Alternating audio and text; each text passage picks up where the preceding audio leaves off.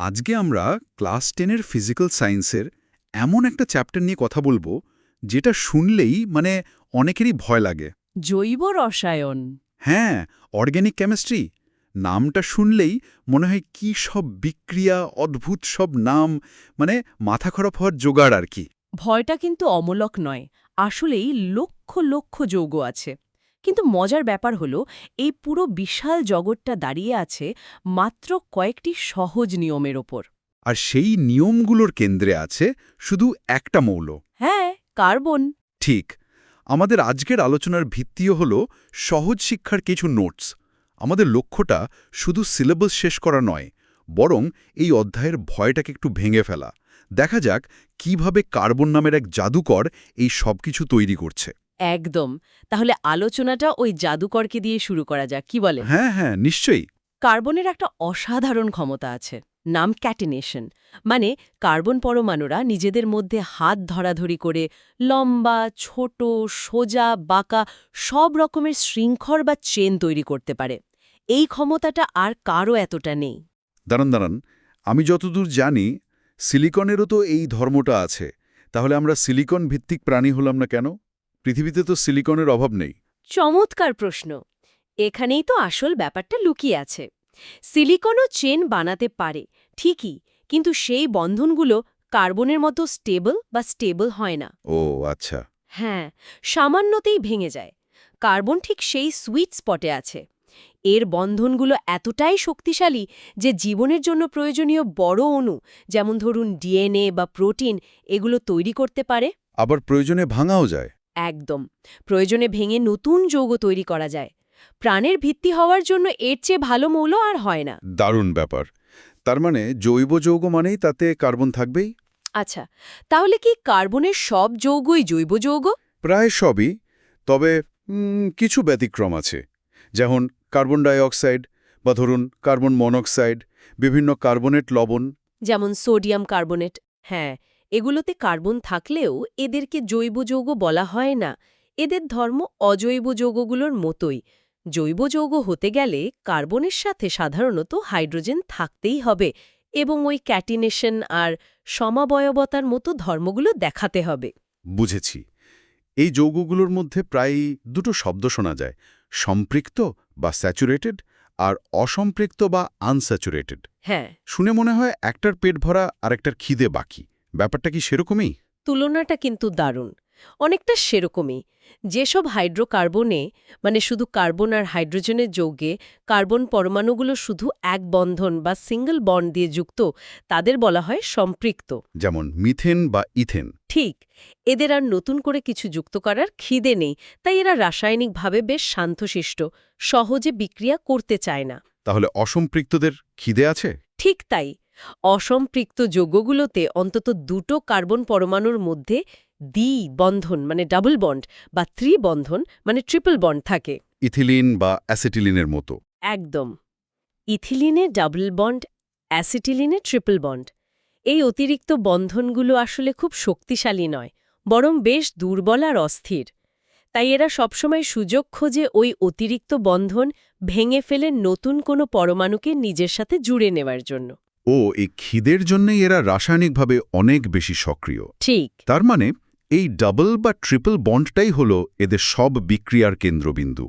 আচ্ছা, আমরা তো কার্বন শৃঙ্খলের কথা বললাম, কিন্তু এগুলো তো অনেকটা খালি কঙ্কালের মতো শোনাচ্ছে। এই কঙ্কালের উপর কি এমন জোড়া হয় যা একটা যৌগকে অ্যালকোহল বানিয়ে দেয় আর অন্যটাকে অ্যাসিড? একদম ঠিক জায়গায় ধরেছেন। এখানেই কি ফাংশনাল গ্রুপের ধারণাটা আসে? হ্যাঁ, ওই কঙ্কালের সাথে যুক্ত হওয়া বিশেষ পরমাণু বা মূলকগুলোই হলো কার্যকরী মূলক বা ফাংশনাল গ্রুপ।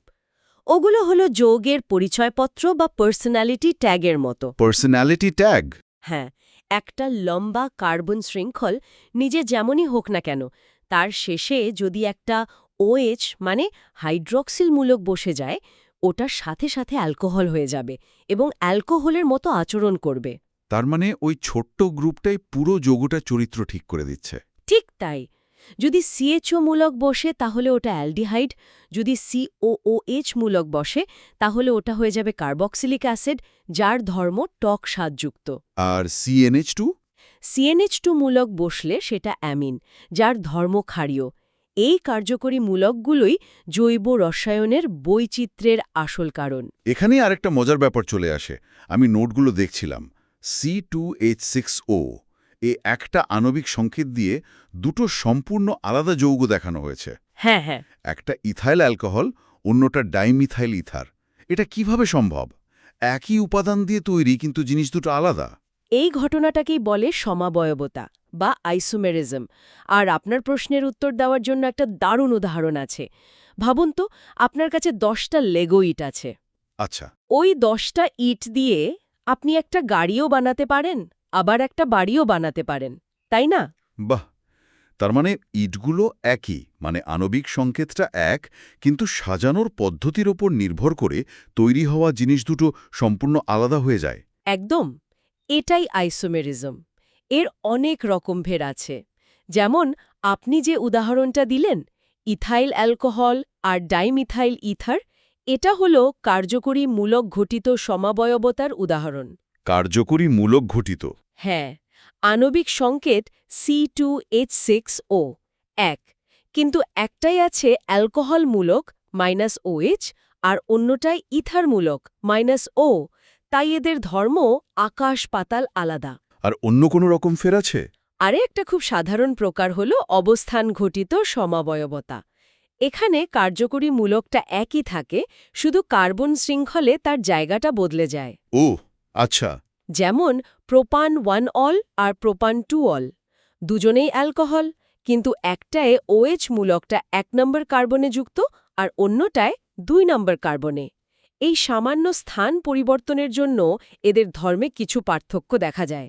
তার মানে জৈব রসায়ন পুরোটাই হলো অণুগুলোকে ঠিকঠাকভাবে সাজানোর খেলা। আচ্ছা, এই যে এত এত যৌগ, এদেরকে কি কোনোভাবে পরিবার বা গ্রুপে ভাগ করা যায়? অবশ্যই করা যায়। আর সেই ধারণাটা হলো সমগণীয় শ্রেণী বা হোমোলোগাস সিরিজ। Homologous series? এটা হলো একই রকম কার্যকরী মূলকযুক্ত জৈব যৌগগুলোর একটা পরিবার। এই পরিবারের সদস্যদের যদি তাদের আণবিক ভর অনুযায়ী পরপর সাজানো হয়, তাহলে দেখা যায় যে কোনো দুটো পাশাপাশি সদস্যের মধ্যে শুধু একটা CH2 গ্রুপের পার্থক্য থাকে। এর সুবিধা কি? এর সবচেয়ে বড় সুবিধা হলো এদের সবার একটা সাধারণ সংকেত থাকে। যেমন সমস্ত অ্যালকেন মানে সম্পৃক্ত হাইড্রোকার্বন, এদের সাধারণ সংকেত হল CnH2n+2। CnH2n+2? হ্যাঁ, এখানে n এর মান 1 বসালে পাবেন মিথেন CH4, 2 বসালে ইথেন C2H6, 3 বসালে প্রোপেন। ব্যাস, একটা সূত্র দিয়ে পুরো পরিবারের সবাইকে চিনে ফেলা যায়। তাহলে অ্যালকিন আর অ্যালকাইনদেরও আছে? হ্যাঁ, অ্যালকিনদের সাধারণ সংকেত CnH2n এবং অ্যালকাইনদের CnH2n-2। এই যে মিথেন, ইথেন, প্রোপেন, এই নামগুলো কি কোনো নিয়ম মেনে হয়, নাকি বিজ্ঞানীরা ইচ্ছে মতো রেখেছেন? না না, এর পেছনে একটা আন্তর্জাতিক নিয়ম আছে, যাকে বলা হয় IUPAC নামকরণ। IUPAC? এটা অনেকটা রসায়নবিদদের বিশ্বজনীন ভাষা। নিয়মটা খুব যৌক্তিক। প্রতিটি নামের দুটো প্রধান অংশ থাকে, শব্দমূল আর প্রত্যয়। শব্দমূল আর প্রত্যয়? শব্দমূল নির্ভর করে যৌগে কটা কার্বন পরমাণু আছে তার উপর। যেমন একটা কার্বন থাকলে মিথ, দুটো থাকলে ইথ, তিনটে থাকলে প্রপ, চারটে থাকলে বিউট, এরকম। আর প্রত্যয়? প্রত্যয় নির্ভর করে যৌগটি কোন শ্রেণীর বা ওর কার্যকরী মূলকটা কি তার ওপর। যেমন অ্যালকেন হলে প্রত্যয় হয় এন, তাই একটা কার্বনযুক্ত অ্যালকেন হল মেথ প্লাস এন। মিথেন? একদম। যদি ডাবল বন্ড থাকে মানে অ্যালকিন হয়, তাহলে প্রত্যয় হয় ইন, তাই দুটো কার্বনযুক্ত অ্যালকিন হল ইথ প্লাস ইন, ইথিন। আর ট্রিপল বন্ড থাকলে আইন, ইথাইন? ঠিক তাই। আর যদি কার্যকরী মূলক থাকে, যেমন ধরুন অ্যালকোহল? নিয়মটা প্রায় একই। দুটো কার্বনযুক্ত অ্যালকেন হল ইথেন, তাই তো? হ্যাঁ, ইথেন। এবার এর সাথে OH মূলক যোগ করলে মানে অ্যালকোহল বানালে নামটা হবে ইথেনের শেষ ই অক্ষরটা বাদ দিয়ে অল যোগ করে ইথানল। ইথানল, আচ্ছা। একইভাবে অ্যালডিহাইডের জন্য অ্যাল, যেমন মিথানল, আর কার্বক্সিলিক অ্যাসিডের জন্য ওইক অ্যাসিড, যেমন ইথানোইক অ্যাসিড যোগ করা হয়। এই নিয়মটা বুঝতে পারলে হাজার হাজার যৌগের নাম আর মুখস্থ করতে হয় না। বেশ, তাহলে আমরা নামকরণের নিয়মগুলো তো বুঝলাম। এবার চলুন এই নিয়মগুলো কিছু বাস্তব যৌগের উপর প্রয়োগ করে দেখি। সবচেয়ে সহজ যৌগটা দিয়েই শুরু করি, মিথেন। আমাদের রান্নাঘরের গ্যাস থেকে শুরু করে মানে সব জায়গায় তো মিথেন। একদম। মিথেন মানে CH4 প্রাকৃতিক গ্যাসের প্রধান উপাদান। জ্বালানি হিসেবে এর ব্যবহার তো আমরা সবাই জানি। মিথেনের দহন বিক্রিয়ায় প্রচুর তাপশক্তি উৎপন্ন হয়, সাথে কার্বন ডাই অক্সাইড আর জল। এই জন্যই এটা এত ভালো জ্বালানি। আরেকটা খুব গুরুত্বপূর্ণ ব্যবহার হল কার্বন ব্ল্যাক তৈরিতে, যা গাড়ির টায়ার বা ছাপার কালি বানাতে লাগে। মিথেন তো সম্পৃক্ত যৌগ, মানে বেশ শান্তশিষ্ট। ও কি অন্য কোনো বিক্রিয়া করে? করে। ওর একটা বিশেষ ধরনের বিক্রিয়া হল প্রতিস্থাপন বা সাবস্টিটিউশন। ধরুন, মিথেনকে যদি বিক্ষিপ্ত সূর্যালোকে ক্লোরিন গ্যাসের সাথে রাখা হয়, তাহলে ক্লোরিন পরমাণুগুলো একে একে মিথেনের হাইড্রোজেন পরমাণুগুলোকে সরিয়ে নিজেরা সেই জায়গা দখল করে। ধাপে ধাপে মিথাইল ক্লোরাইড, ক্লোরোফর্ম এবং শেষে কার্বন টেট্রাক্লোরাইড। একদম কার্বন টেট্রাক্লোরাইড তৈরি হয়। বাহ! এবার একটু সক্রিয় যৌগের দিকে যাই। ফল পাকানোর জন্য যে গ্যাসটা ব্যবহার করা হয় সেটা তো ইথিলিন। একদম ঠিক। ইথিলিন মানে C2H4 একটা অসম্পৃক্ত যৌগ। এতে কার্বন কার্বন ডাবল বন্ড আছে। এর সবচেয়ে বড় ব্যবহার হল কাঁচা ফল পাকানো। এছাড়া চেতনানাশক হিসেবেও তো ব্যবহার হয়। হ্যাঁ, আর আমাদের দৈনন্দিন জীবনের সঙ্গী পলিথিন তৈরিতেও ইথিলিন ব্যবহার করা হয়।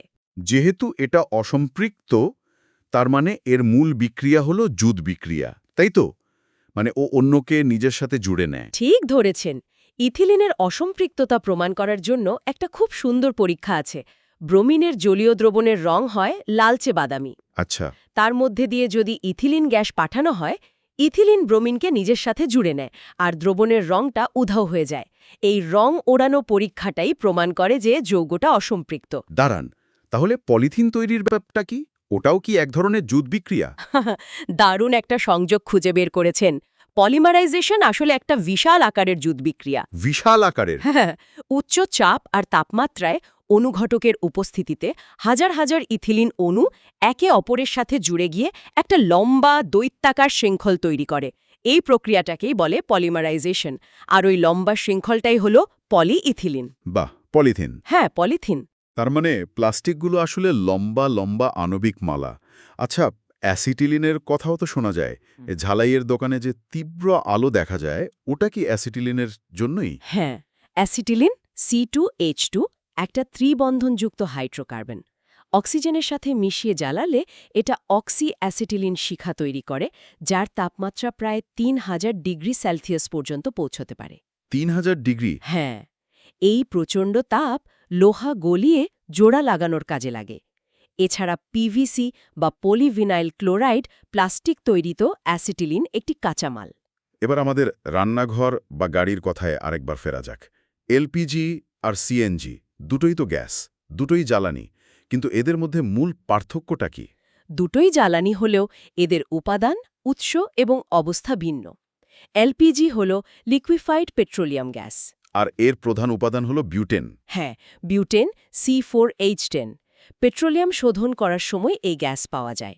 একে উচ্চ চাপে সহজেই তরল করা যায় বলে সিলিন্ডারে ভরা সুবিধাজনক। আচ্ছা, এলপিজি লিক করলে যে একটা তীব্র গন্ধ পাওয়া যায়, ওটা তো তাহলে বিউটেনের গন্ধ নয়? না না, বিউটেন বর্ণহীন এবং গন্ধহীন। এটা খুব বিপজ্জনক। তাই নিরাপত্তার জন্য ওর সাথে ইথাইল মারক্যাপ্টন নামের একটি তীব্র দুর্গন্ধযুক্ত সালফারের যৌগ মেশানো হয়, যাতে গ্যাস লিক করলে গন্ধ পেয়েই মানুষ সতর্ক হতে পারে। ঠিক। আর অন্যদিকে সিএনজি হল কম্প্রেসড ন্যাচারাল গ্যাস। এর মূল উপাদান হল মিথেন, প্রায় 90%। এটা এলপিজির চেয়ে অনেক হালকা। আর একে তরল করাও কঠিন। হ্যাঁ, তাই খুব উচ্চ চাপে সংকুচিত করে সিলিন্ডারে ভরা হয়। দূষণ কম হওয়ায় গণপরিবহনের ব্যবহার বাড়ছে। আমরা আগে পলিমার নিয়ে কথা বলছিলাম। পলিথিন ছাড়াও তো আরও অনেক পলিমার আছে, যেমন পিভিসি বা টেফলন। হ্যাঁ, এদের সবার মূলনীতি একই। একটা সরল অণু বা মনোমার বারবার জুড়ে গিয়ে পলিমার তৈরি করে। পলিথিনের মনোমার হলো ইথিন। ঠিক। পিভিসির পুরো নাম পলিভিনাইল ক্লোরাইড। এর মনোমার ভিনাইল ক্লোরাইড।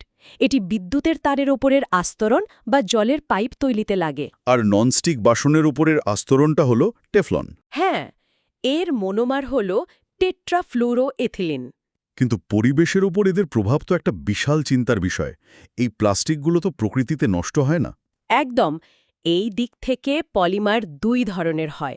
কিছু পলিমার যেমন আমাদের শরীরের প্রোটিন বা গাছের সেলুলোজ এগুলো হলো জৈব বিশ্লেষ্য বা বায়োডিগ্রেডেবল। মানে জীবাণুরা এদের ভেঙে ফেলতে পারে। হ্যাঁ, কিন্তু পলিথিন, পিভিসির মতো কৃত্রিম পলিমারগুলো হলো জৈব অবিশ্লেষ্য বা নন বায়োডিগ্রেডেবল। এরা হাজার হাজার বছর ধরে প্রকৃতিতে একই রকম থেকে যায় আর মারাত্মক দূষণ ঘটায়। আলোচনার প্রায় শেষের দিকে আমরা আরও দুটো খুব পরিচিত যৌগ বাকি আছে, ইথাইল অ্যালকোহল আর অ্যাসিটিক অ্যাসিড। হ্যাঁ, ইথাইল অ্যালকোহল বা ইথানল জীবাণুনাশক হিসেবে মানে রেকটিফাইড স্পিরিট হিসেবে আর খুব ভালো দ্রাবক হিসেবে ওষুধ ও সুগন্ধি শিল্পে ব্যবহার হয়। এর কোনো বিশেষ রাসায়নিক ধর্ম? আছে, এটি সোডিয়াম ধাতুর সাথে বিক্রিয়া করে হাইড্রোজেন গ্যাস উৎপন্ন করে। আর অ্যাসিটিক অ্যাসিড তো আমাদের রান্নাঘরের ভিনিগার। ঠিক তাই, অ্যাসিটিক অ্যাসিডের 5 থেকে 8% জলীয় দ্রবণকেই আমরা ভিনিগার বলি, যা আচার বা চাটনি তৈরিতে কাজে লাগে। এর একটা বিখ্যাত বিক্রিয়া আছে না, অ্যাস্টেরিফিকেশন? হ্যাঁ, ইথাইল অ্যালকোহলের সাথে অ্যাসিটিক অ্যাসিডের বিক্রিয়ায় এস্টার তৈরি হয়। আমার মনে আছে, ল্যাবে যখন প্রথমবার এই বিক্রিয়াটা করেছিলাম, পুরো ল্যাবটা পাকা কলার মতো মিষ্টি গন্ধে ভরে গেছিল। বাহ! ফলের মিষ্টি গন্ধের জন্যই এই এস্টারই দায়ী। সবশেষে মেথিলেটেড স্পিরিট জিনিসটা কি? এটা কি অন্য কোনো স্পিরিট? এটা আসলে ইথানলই, কিন্তু পানের অযোগ্য করে দেওয়া। শিল্পক্ষেত্রে ইথানলের প্রচুর ব্যবহার আছে, কিন্তু এটি একটি জনপ্রিয় পানীয়, তাই এর উপর সরকারের প্রচুর কর থাকে। ও আচ্ছা। শিল্পে ব্যবহারের জন্য কর ছাড় পেতে এর সাথে কিছুটা বিষাক্ত মিথাইল অ্যালকোহল, পিরিডেন এবং রং মিশিয়ে দেওয়া হয়। এই বিষাক্ত মিশ্রণটিকেই মেথিলেটেড স্পিরিট বা ডিন্যাচার্ড স্পিরিট বলে। এটা মূলত বার্নিশের দ্রাবক বা স্পিরিট ল্যাম্পের জ্বালানি হিসাবে ব্যবহৃত হয়। একদম। দারুণ একটা আলোচনা হলো। তাহলে সব মিলিয়ে দেখলে জৈব রসায়ন মানে শুধু কিছু সংকেত বা বিক্রিয়া মুখস্থ করা নয়, এটা আসলে কার্বনের কিছু সহজ নিয়মকে বোঝা। হ্যাঁ, যা দিয়ে আমাদের চারপাশের প্রায় সবকিছুই তৈরি। কার্যকরী মূলক হল যৌগের ব্যক্তিত্ব, সমাবয়বতা হল একই জিনিস দিয়ে নতুন কিছু বানানোর খেলা, আর পলিমেরাইজেশন হল ছোট ছোট ইট দিয়ে বিশাল ইমারত গড়ার মতো। একদম ঠিক। মূল টেকঅ্যাওয়ে হল কয়েকটি সহজ নিয়ম এবং মূল ধারণা বুঝতে পারলেই জৈব রসায়নের বিশাল জগৎটাকে আর ভয়ের কারণ বলে মনে হবে না। পুরো ব্যাপারটা আসলে একটা মাস্টার ক্লাসের মতো, যেখানে দেখানো হয়েছে কিভাবে একটা মাত্র মৌল আর গুটি কয়েক নিয়ম দিয়ে প্রকৃতিতে এত বৈচিত্র্য তৈরি করা যায়। এই আলোচনার শেষে পরীক্ষার্থীদের জন্য আপনার পরামর্শ কি? আমার পরামর্শ হল ভয় না পেয়ে প্যাটার্ন খোঁজার চেষ্টা করা, সমগণীয় শ্রেণীর ধর্মগুলো বোঝার চেষ্টা করা, নামকরণের নিয়মগুলো অনুশীলন করা, আর সবচেয়ে বড় কথা, নিজের চারপাশের জিনিসগুলোর মধ্যে জৈব রসায়নকে খুঁজে বের করা। রান্নাঘরের ভিনিগার থেকে শুরু করে প্লাস্টিকের বোতল পর্যন্ত। আর সৈকতের জন্য একটা প্রশ্ন রেখে যেতে চাই। আমরা দেখলাম কিভাবে কার্বন পরমাণু নিজেদের মধ্যে আর কয়েকটি অন্য পরমাণুর সাথে জুড়ে গিয়ে লক্ষ লক্ষ যৌগ তৈরি করছে, পৃথিবীতে গাছপালা থেকে শুরু করে মানুষ পর্যন্ত।